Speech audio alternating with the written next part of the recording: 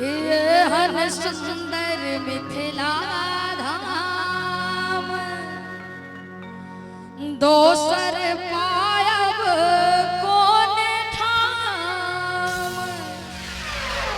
हो दोसर पायब कोन ठाम। और चाहबे कि मीठ मीठ सब गोटे ताली लगाबी भैया के दुल्हा दुल्हन सीताराम जनकपुर दुल्हा दुल्हन सीताराम जनकपुर में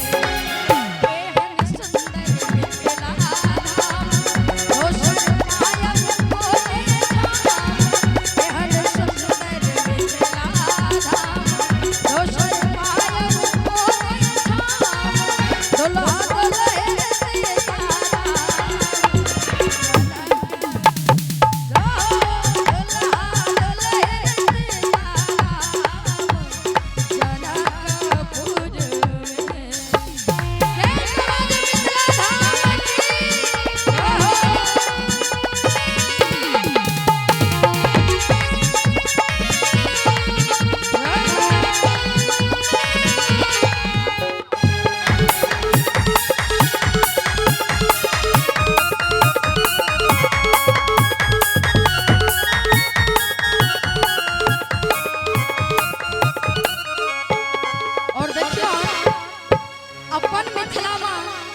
असिया बहन के कुछ वर्णन करी और कहबा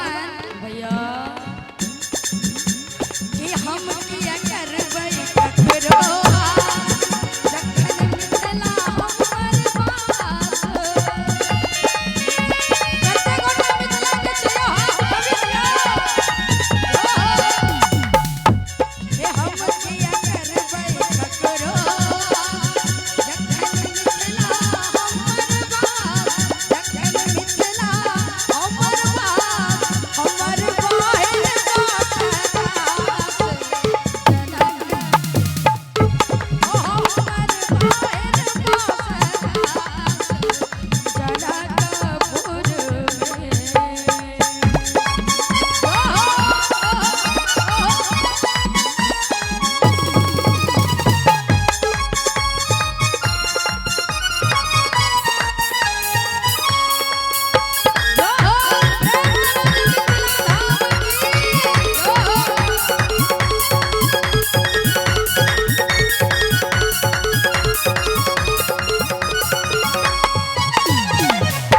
होशियार